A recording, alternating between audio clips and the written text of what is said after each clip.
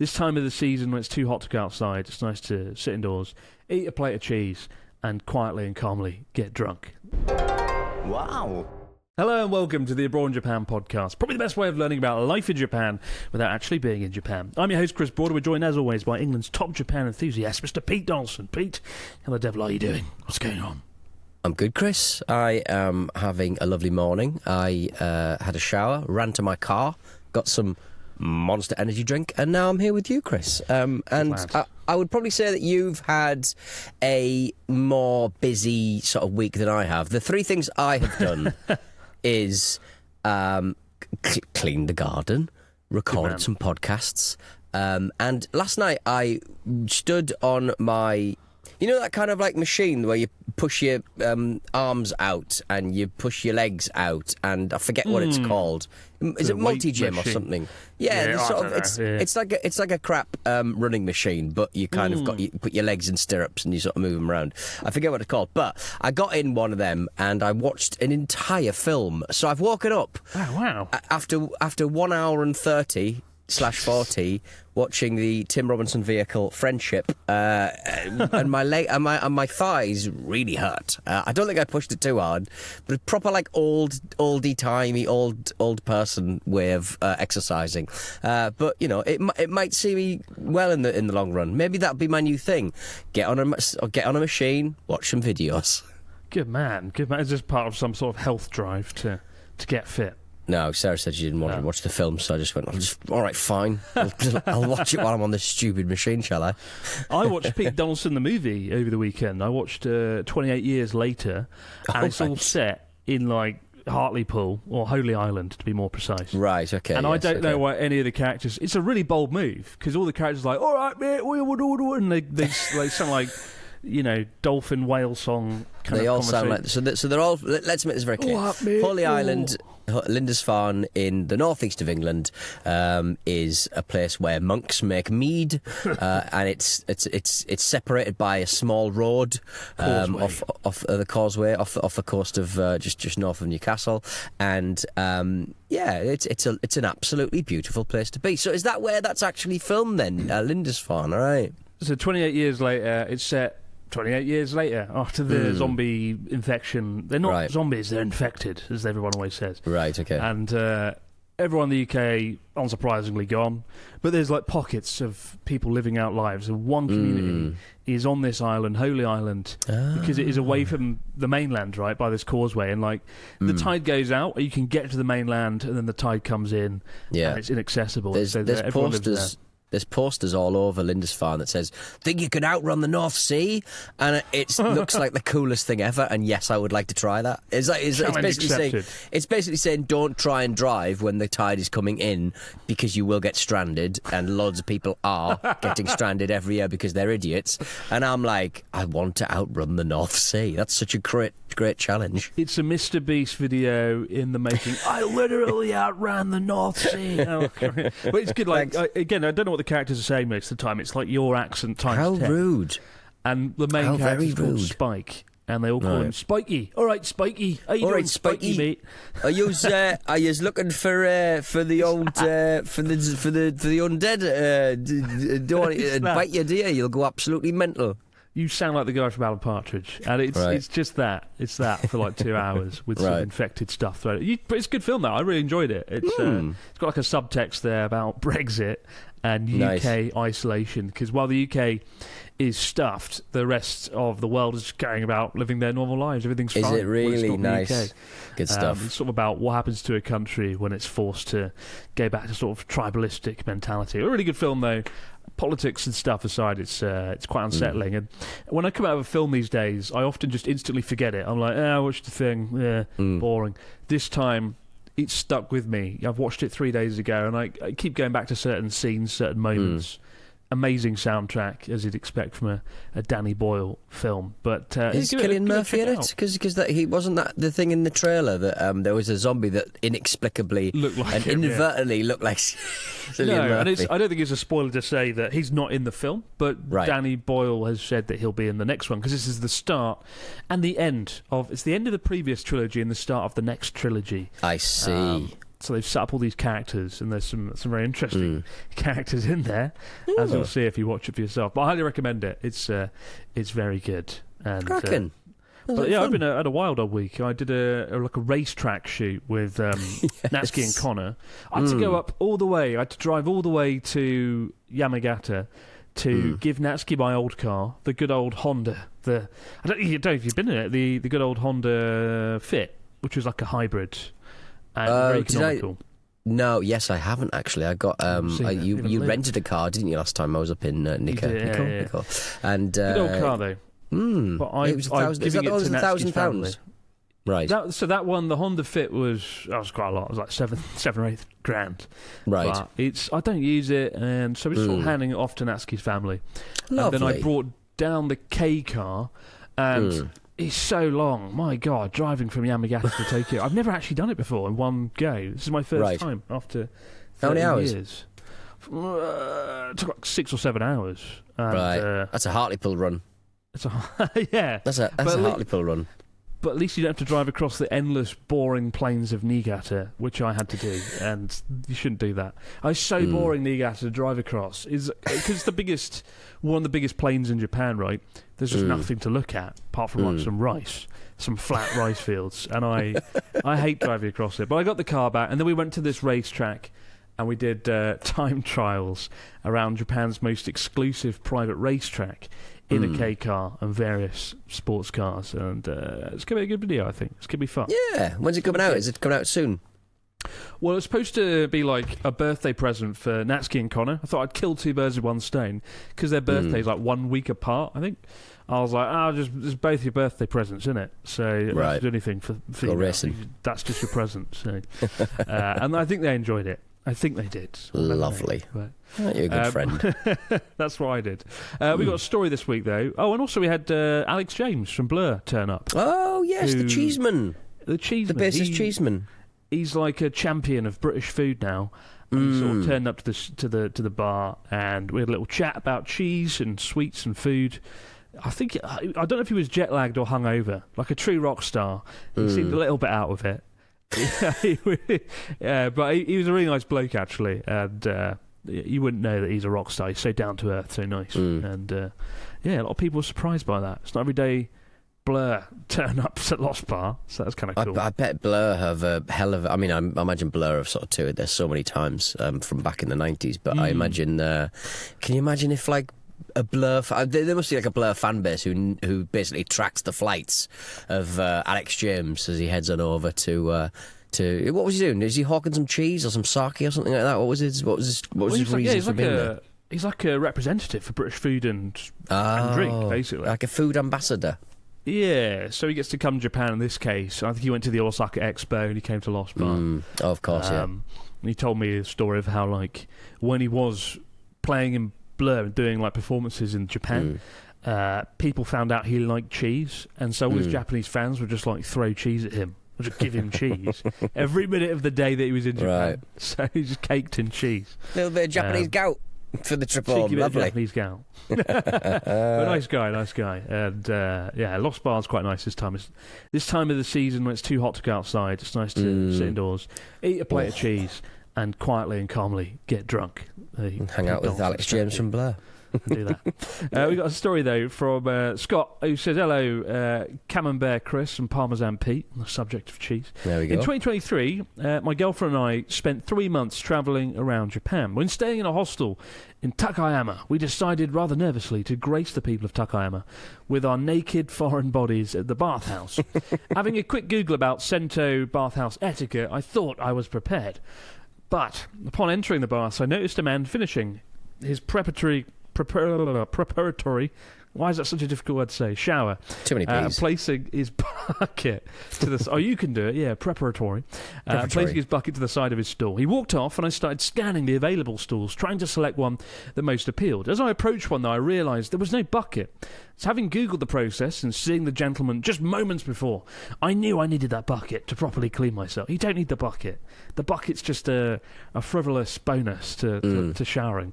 You don't need a bucket. Having Googled the process, I knew I needed the bucket. And so I proceeded to the next stall, where I was sure there'd be one waiting. However, once again, there was no bucket in sight. This went on for a number of stalls. Could there only be one bucket per bathhouse? It didn't seem possible. So, like a great gaijin goblin, I proceeded to hunt around, naked, looking for the nearest one from a neighbouring shower. Completely unbeknownst to me, what looked to be a dark wall spanning the length of the room was actually slightly tinted glass, enabling a view from the baths just beyond, back into the changing rooms. The baths turned out to be full Japanese men, probably all of which had seen me traipsing around hunting for these damn buckets. What's worse is I quickly gave up, sat down on the chap's seat and stole his bucket as my patience had run out. Thankfully, when I joined the group in the baths, nothing was said, and I enjoyed my Sento experience in ignorant bliss. It wasn't until an onsen, approximately a month later into the trip, that I observed someone returning their bucket to a neatly stacked pile, hidden in the doorway. With many great memories in Japan, but this experience still makes me cringe, even 2 years on. Love the podcast, guys. All the best. Thank you, Scott, from traipsing around. I don't even know what the problem was. I think it seems like my everyday normal experience in a Japanese bathhouse. Just stealing someone else's bucket, though. Like, imagine sort of just going, that man needed that bucket, and you went over and just liberated that bucket from them. What are you doing? Unbelievable. Where's he from? Sento bucket, honestly. Yeah. Beware Stilton Scott. Beware Scott the Stilton Scott, because he will be stealing your bucket. That's absolutely outrageous. But I'm glad you found the stack of secret buckets. Do you remember the cartoon character Wooly? More difficult accents ahead, people. It was like, so we had like a sort of Dennis the Menace kind of character in Britain, literally called Dennis the Menace. It was in the Beano. But north of the border, over into Scotland, there was a character created by the comic people of D.T. Thompson and Co., I believe. And he was called Wooly. O-O-R, I think, or O-O-R, Wooly. And he would sit on a bucket because he was very poor. He was very poor. He was very poor. I think he was from like Fife or something, and he would sit on a bucket. And a lot of his stuff nowadays is quite offensive. But my mum and dad, but they'd speak in a very strong Scottish kind of brogue, written down. So it was actually quite confusing. So my mum and dad would never let me watch or read or consume any Woolly content because they believe that I wouldn't be able to speak properly. I'd learn the wrong spellings of things because Woolly didn't speak properly. So there you go. So maybe I just have this image in my mind of Scott Wooly Stilton walking around stealing buckets from people. Is there anything you can't do with a bucket? I remember when I first lived in North Japan, there's a town called Tono, and various places in Japan like to lay claim to the fact they created a certain dish, right? And one of my favourite dishes, like lamb mutton barbecue, Genghis Khan, comes from like Sapporo. But there's a town in Iwate, that's mountain town, and they claim they invented it first. Like, we can come up with the lamb mutton barbecue, shut up. And we eat it differently. We eat it the real way, the right way. Whoa. And they eat it on a bucket, and it's just a bucket. It's just a fucking... That doesn't make it better. I know, right? It's just a bucket with a grill on. Milking a lamb. You may as well be milking a lamb to get the milk out. You're sitting on a bucket. What's going on? Oh, that's hilarious. At the end of the 20th century, there was like a mad scramble across Japan to claim all the meibutsu, all the famous Japanese dishes. Right. That was Tono's claim. To be fair, it's quite cool, though, because while most places in Japan, lamb mutton barbecue isn't portable, in Tono, they get their bucket, they fuck off into the mountains, and they eat their lamb. And they live like a luxurious life in the mountains, feeding their cows on a bucket. A bucket. I mean, why couldn't you just bring like a wheelchair or a chaise lounge? It's pretty cool though. Don't knock it until you've had the lamb bucket. The lamb on a bucket. I'd have a bucket full of lamb. That would be delicious. But sitting on a bucket and just looking out to, I don't know what's in that part of the world. A tree? Nothing. All right, a mountain. Okay, looking at a mountain or a tree while you're sat on a bucket eating lamb like an absolute goblin. It's also the second most famous thing in Tono. The first most famous thing is there's a river creature called Kappa. Do you know these Kappa creatures? Oh, I think I do actually. Yes, it's like a demon, a ghostly kind of demon. Yeah, Kappa. Yeah, and there's a guy there, an old guy. It must be in his late 70s, and he gives tours in this stream, a beautiful stream. where he goes fishing for kappa, and it's kind of beautiful but a little bit unhinged, because you'll follow him through the forest and you'll get to this stream and he'll hand you a fishing rod and you just sort of prod the water, and every time you go he goes, it's not here today. It's just really weird. Because Kappa's Kappa's like a river child. I remember I literally was quite fascinated by this story because Kappabashi in Tokyo is obviously named after it, and so you see these Kappa all over the place. They're reptilian humanoid beings with a distinctive indented area on their head that holds water. The water is crucial to their power, and if spilled, they lose their strength. So it's basically a guy who goes around fishing around for babies in the water. Yeah. Cool. I don't know how this guy got started as the local Kappa fisherman. But like, it's just trippy. You're just standing in this. It's a nice stream and there's a little shrine, and you have this net and you sort of just prod the water.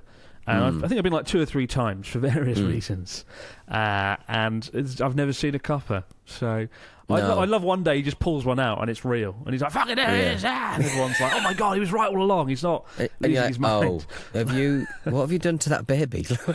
Have you found a baby? Is this what is this what you've been building up to? You've got a baby and you don't know where it's from, and oh god. Oh. It's a funny old place, Tono. If you've got nothing better to do in North Japan, go and fish for kappa. I'll go to Kappabashi and just see in Tokyo. There's a place called Kappabashi, and there's just naked babies all over the gaff. Yeah, but you can't eat lamb off a bucket there at the same time, can you? You can. You know what? You can eat lamb off a bucket wherever you are. Just get a bucket, get some lamb, eat it, sit on the bucket. Lovely. I think I'm doing a disservice to these buckets. The top of it is quite impressive. It's like a lid. It's a cervical lid. It's a curved lid. Right. You put the lamb on, and then it runs down the curved surface into this sort of ring at the edge, and all the fat and all the juice goes there. And that's where you put the vegetables and marinate the vegetables in the fat and the juices of the lamb. So it's pretty good, right? It's good, right? So then you sit in the grease. What's going on here? Your vegetables go in the grease. So the grease comes down off the top of the bucket into the vegetables on this lid, right? You said you got to sit on the bucket. I would say you got to sit on the bucket. You eat off the bucket. You eat off the bucket. Can you sit on a smaller bucket? Like a tiny bucket? That would be great, wouldn't it? You get a 2-bucket set. One you can sit on, one you can eat off. See, the prefecture can do that now. We're the 2-bucket prefecture. You could be the inventor of the 2-bucket set. But it's a good place. I want to go there now. This is getting me excited to go to Tono. Get yourself some 2-bucket lamb. I'm currently writing the book about travelling Japan and stuff, and the chapter I'm working on is about Iwate. And do I put the bucket in the kappa? You quite simply have to, but you may have to explain that it's not a normal plastic bucket. It's some kind of metal. I think you've seen buckets. You've seen nothing. You would not believe. Yeah, this isn't even about the lamb or how delicious it is. It's just the bucket. It's just a fuck. Enough buckets. No more talk of buckets. Crying out loud. Fuck it. But I mean, if you're coming to Japan and you book your hotel, what if it turns out you hadn't booked your hotel? Oh. Fill us in on the news story this week. This is Olsen about a rather annoying situation for many tourists. It's going to be bad. It's going to be bad.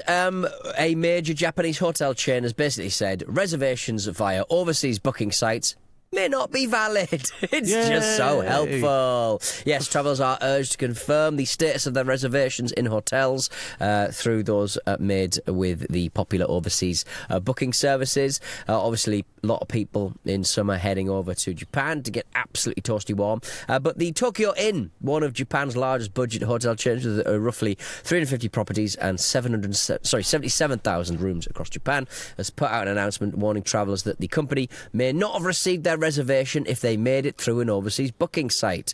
The problem is limited to those dodgy sites. They basically say that Agoda, a big site, Singapore-based subsidiary of Booking, I think it's Booking.com. Booking.com. Apparently a lot of there's some situation where overseas booking sites are taking reservations for rooms that were originally allocated to official Toyoko Inn partners, but they're now being resold by third-party agents. This means that basically none of the information has been passed along to the hotels themselves, so a lot of people may find themselves without a room or incorrect rooms without the accessibility that you need to get into the rooms and stuff like that. But it's not ideal. I mean, Toyoko Inn's basically said that it might have. You might have overcharged rates and offering non-refundable options when they are actually refundable. But either way, get in touch with the booking service you made your reservation with and make sure that you've definitely got your hotel bloody sorted, all right? I mean, Toyoko Inn, it's probably it's the second biggest hotel chain after Upper Hotels, I think. They're everywhere. And it would be pretty shit to like arrive after a 14-hour flight, walk in and be like, room for two, and they're like, no, there isn't. No, yeah, there is. No, there isn't. I've got a reservation here. No, we didn't get it. No, I think it's Toyoko Inn kind of responsible here a bit, right? I hate this attitude sometimes in Japan where if you haven't made a reservation or something's gone wrong and it hasn't made it to the hotel, they just sort of wash their hands of it, right? You know, because you're used to the whole customer is God thing in Japan, and companies will bend over backwards to help you.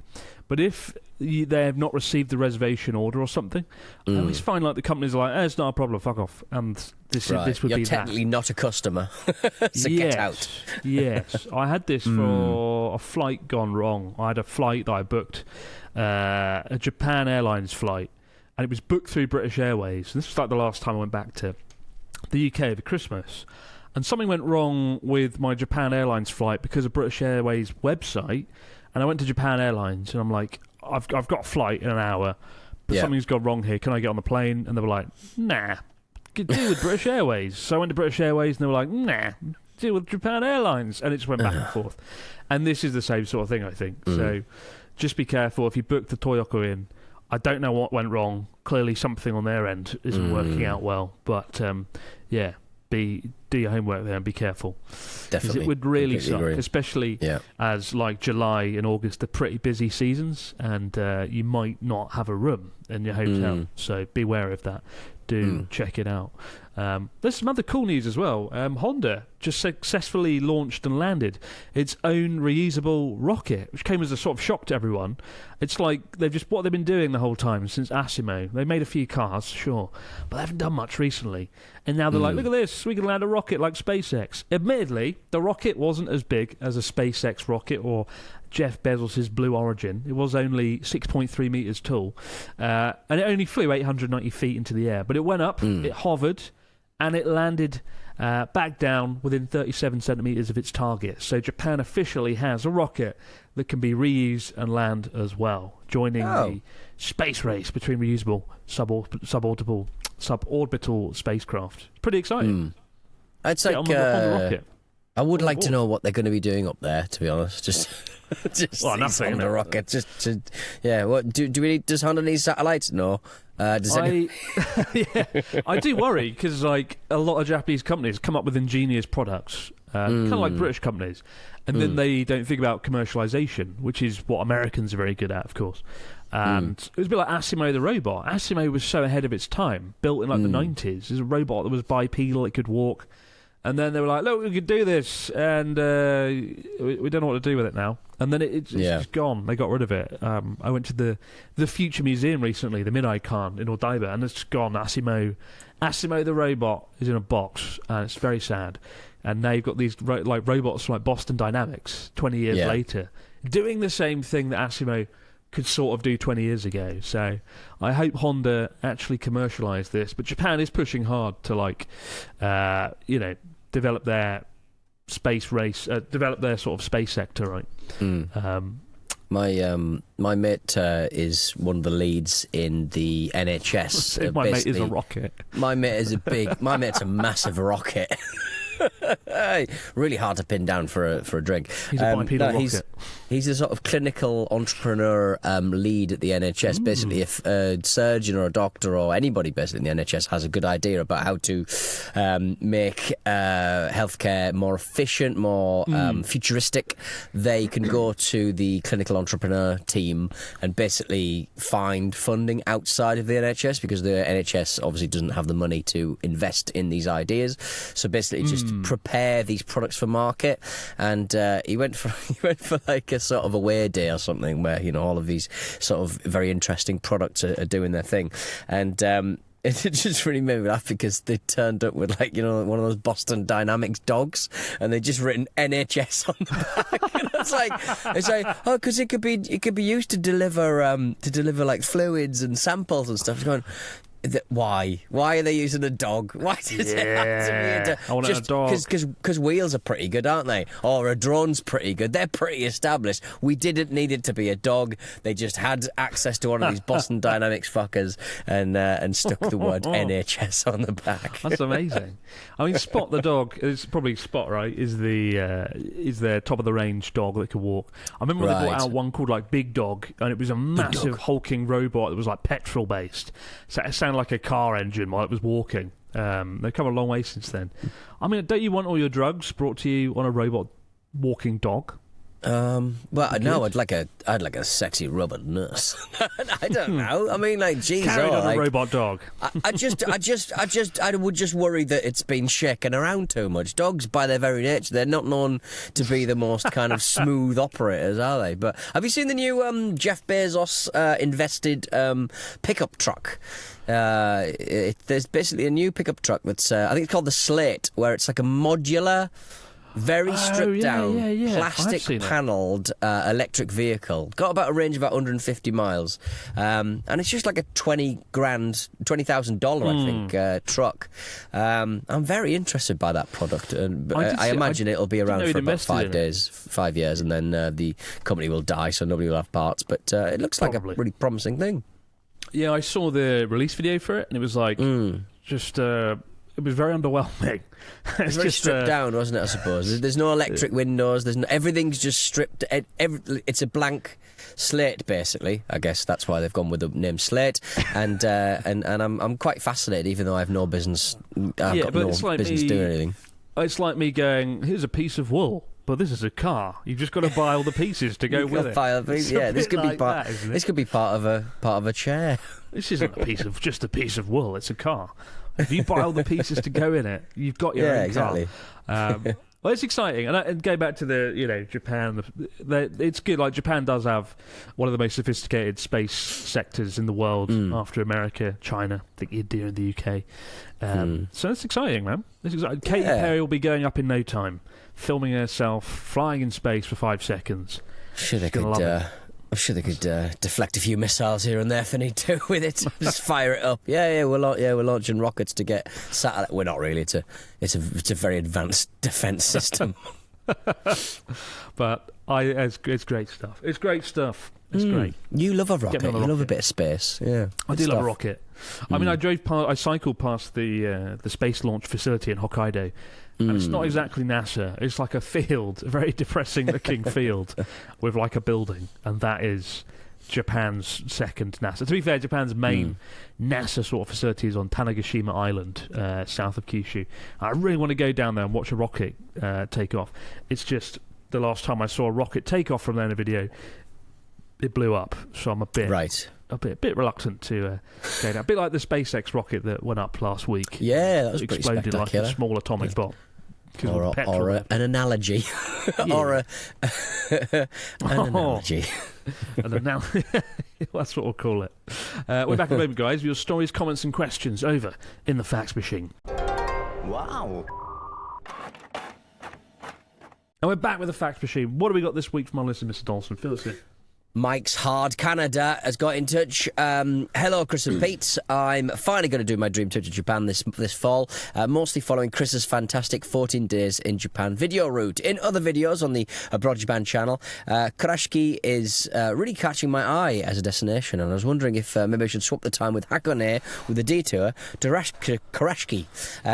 What would be your guys' advice? Thank you for all your help and love the podcast. Mike from Canada. Good to have you along, Mike. Kurashiki, bollocks. Get a tonneau. What? Eat off a bucket. Go and see some kappa. That's the real detour. Kappa and buckets. Hakone. Yeah. I don't know. Depends what you want, really, innit? Hakone, you go and sit in a hot tub and look at Mount Fuji. It's pretty cool. Kurashiki, you get to walk down a street with some nice boats, and they're both good. Don't make me choose between the two. What would you rather do, Pete? You're more of a Hakone person, I think, aren't you? You want to sit in a hot tub and drink beer. Well, I mean, the problem is it's a lot of climbing, isn't it? It's a mountain resort. It's you don't want to be doing too much. Get a bus. I don't want to sit on a bus. I want to be free, man. I want to clamber up a hill myself, even though I don't want to really because I'm tired. Yeah, no, I think it's Hakone is very beautiful. Obviously, it's very beautiful, and it's got an open air museum. Apparently, something I've never been to. It's pretty cool. What's in the museum? Just a celebration of the open air. The celebration of air, a celebration of grass. It's I only went I spent 10 years ago. It's like an art gallery. It's got sculptures and stuff in the garden. Lovely. It was all right. You don't need to go there, quite frankly. Just go and look at Mount Fuji instead. Hakone is good though. First time in Japan, go to Hakone. Second time in Japan, go to Kurashiki, and you'll be very happy. All the best, Mike. Yeah. Or just do both. Yeah. Do both. Be greedy. Greed is good. David from Kansas says, hello, Chris and Pete. A while back on the main channel, Chris went to Oshima Island, and I really like the idea of going there when I travel to Japan. However, I've been unable to find flights to Oshima from Tokyo. Is there a specific website you use to book the tickets? What do? I'm a trucker from Kansas, and I listen to your podcasts every week while I'm on the road. Keep up the great work. Sorry, I'm doing the horn. Everything I know about Kansas I learned from planes, trains and automobiles, and it didn't make Kansas look very good. Also, and American Pete, he's my gateway drug into Kansas. I could see American Pete as a really chatty ham radio enthusiast on the out on the open road, listening to AM radio. Streams, lovely. Why don't you do a big truck trip?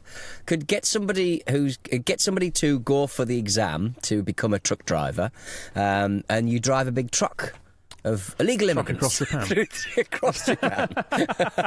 Perfect. What a perfect little hustle. That would be. Yeah.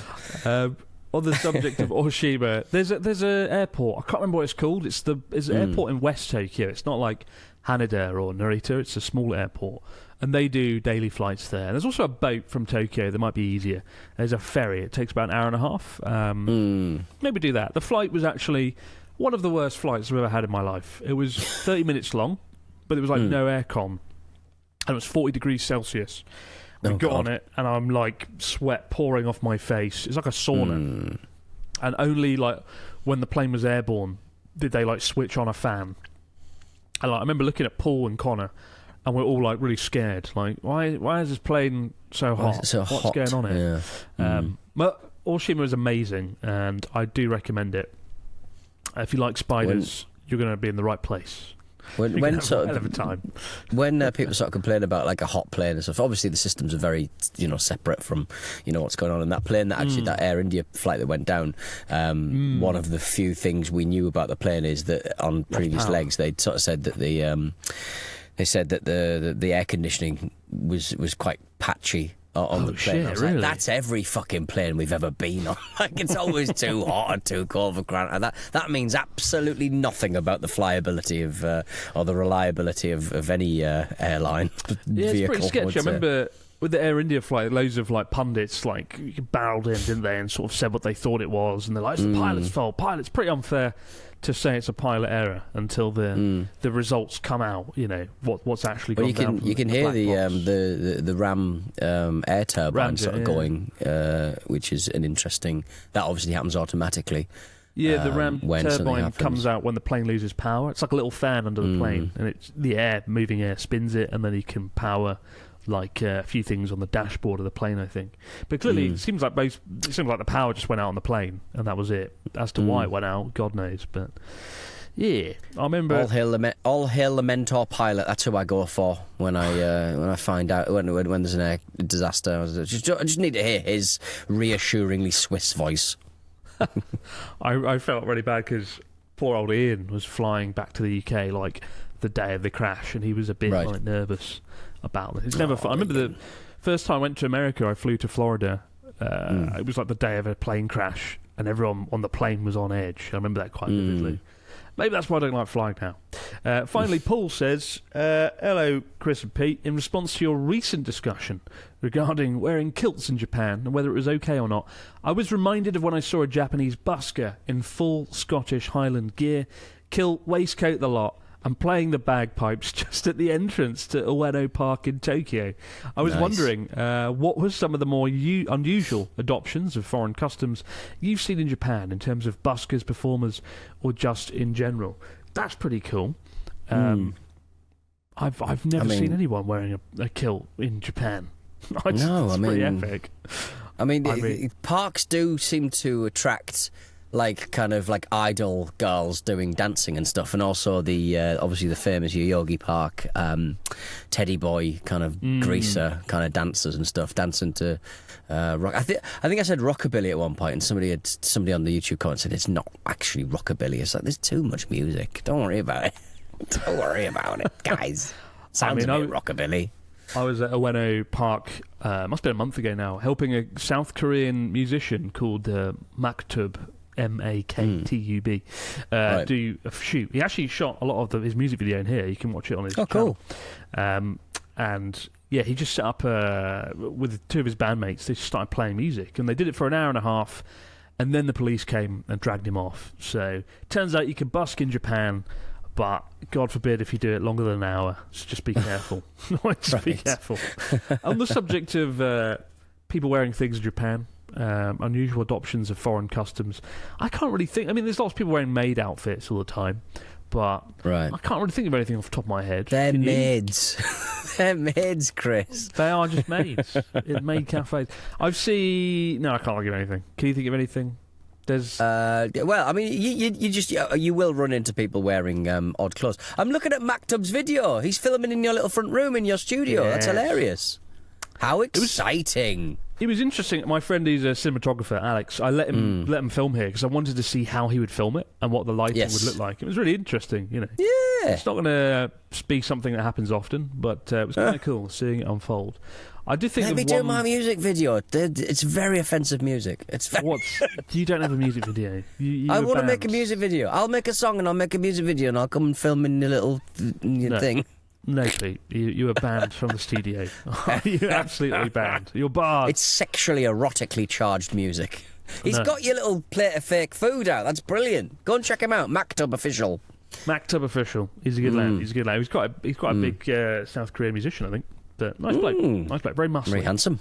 Very handsome. Very muscly. Very muscly. Big lad. He'd love some lamb off a bucket, I'm sure. Yeah, he would. No doubt about it.